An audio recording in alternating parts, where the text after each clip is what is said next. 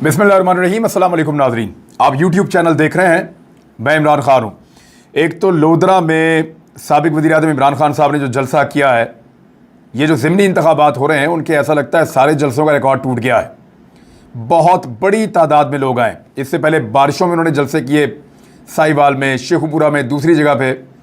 तो बारिशों के बावजूद खेतों में पानी में से गुजर के लोग आए और कीचड़ के अंदर खड़े होकर लोगों ने पहली दफ़ा पाकिस्तान की तारीख में जलसे अटेंड किए हैं। तो ये जो फ़र्क है ना, ये बहुत बड़ा है और मसला इस फ़र्क का है।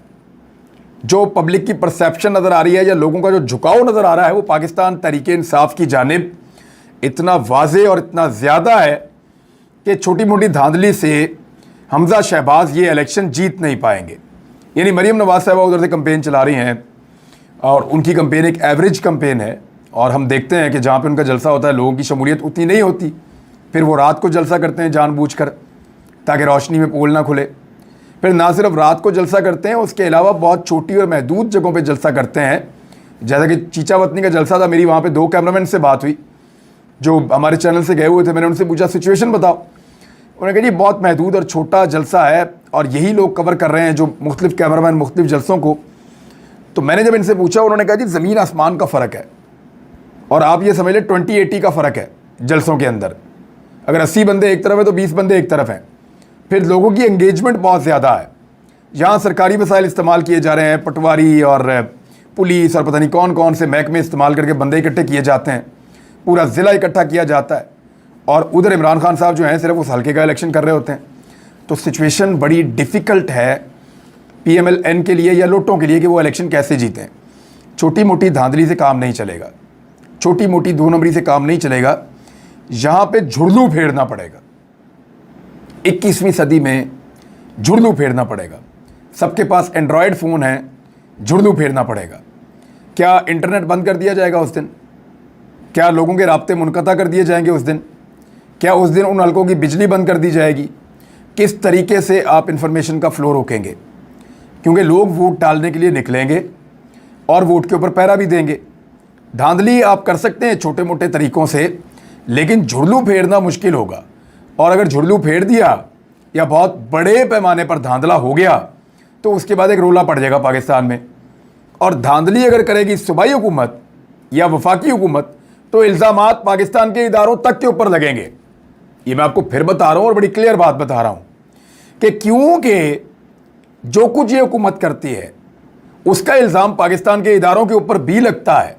लिहाजा जब भी ये हुकूमत बड़ा खुल खुलाकर धांधली करेगी, अपनी एडमिनिस्ट्रेटिव पावर को यूज़ करेगी, अपने सरकारी वसाइल को इस्तेमाल करेगी, सरकारी ताकत को इस्तेमाल करेगी, पुलिस और महकमों को इस्तेमाल करेगी, तो जो ये धांधला करेंगे उसका मलबा जाकर पाकिस्तान के इदारों पर भी गिरेगा, ताकतवर शख्सियात के ऊपर गिरेगा और उनको मज़ीद शर्मिंदगी का सामना इस इम्पोर्टेड हुकूमत की वजह से करना पड़ेगा। इतना आसान ये सारा कुछ नहीं रहेगा, लेकिन ये करने की तैयारी की जा रही है। वरना ये 1 साइडेड इलेक्शन है। 2 सीटों से ज़्यादा लोटे इलेक्शन नहीं जीत सकते। घर से निकलना मुश्किल है, इलेक्शन कैसे जीतेंगे? मैं आपको एक बड़ी ज़बरदस्त मुझे एक कोटेशन किसी ने भेजी है, मैं आपको पढ़ के सुनाता हूँ। कन्फ्यूशियस ने कहा था 2500 साल पहले, और उनसे किसी ने सवाल किया कि जो मिसाली हुकूमत होती है उसकी कौन सी अहम चीज़ें होती हैं। तो उन्होंने कहा 3 चीज़ें, 3 इक़दार जो हैं वो बड़ी अहम होती हैं एक मिसाली हुकूमत की। पूछा गया कौन सी? तो पहली उन्होंने कहा कि दिफा, दूसरी उसने कहा कि खुराक की फराहमी, और तीसरी उसने कहा कि अवाम का हुक्मरानों के ऊपर एतमाद। ये 2500 साल पहले कन्फ्यूशियस ने कहा था। तो अब जब उससे पूछा गया कि इनमें से अगर तीनों में से एक चीज़ निकालनी हो तो कौन सी निकालें कि काम चल जाए, उन्होंने कहा दिफा को निकाल दो, खुराक को और अवाम के हुक्मरानों के ऊपर एतमाद को, इन चीज़ों को रहने दो। उन्होंने कहा अगर एक और चीज़ निकाल दें और सिर्फ एक चीज़ के ऊपर मिसाली हुकूमत चलानी हो तो उन्होंने कहा कि अवाम का हुक्मरानों के ऊपर एतमाद। यानी अगर ये ख़त्म हो जाए तो फिर कुछ भी बाकी नहीं बचता। कन्फ्यूशियस ने अपने जवाबात में ये वजाहत दी थी कि अगर अवाम हुक्मरानों पर एतमाद करती हो तो कोई उन्हें ना तो गुलाम बना सकता है और ना ही वो भूखे मर सकते हैं, वरना दोनों चीज़ों का कोई फ़ायदा नहीं होता। अब ज़रा इसको गौर से सुने आप। अगर अवाम को अपने हुक्मरानों के ऊपर एतमाद हो तो उनके पास दिफाई ताकत ना भी हो तो कोई उन्हें ग़ुलाम नहीं बना सकता। अगर अवाम का अपने हुक्मरानों के ऊपर एतमाद हो तो वो मिलकर कोई ना कोई ऐसा रास्ता बना लेते हैं कि वो भूखे भी नहीं मरते। लेकिन ये एतमाद होना ज़रूरी है। आप सब अपने आप से सवाल पूछिए कि इस वक्त जो पाकिस्तान में इम्पोर्टेड हुकूमत मौजूद है, क्या उस हुकूमत पे पाकिस्तानियों को एतमाद है या पाकिस्तानी उसके ऊपर एतबार करते हैं?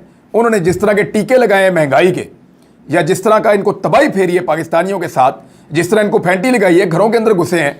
यानी एहसन इकबाल वाली वो वीडियो का एक मामला चल रहा था। मैं इससे पहले कि आपको इमरान खान साहब ने जलसे में क्या कहा वो बताऊं, मैं ज़रा वीडियो के मामले पे आपको एक चीज़ बता देता हूं कि एहसन इकबाल साहब कह रहे थे कि चोर चोर, डाकू डाकू, ये सारा कुछ जो है वो इमरान खान ने लोगों को सिखाया और उनको ख़राब कर दिया।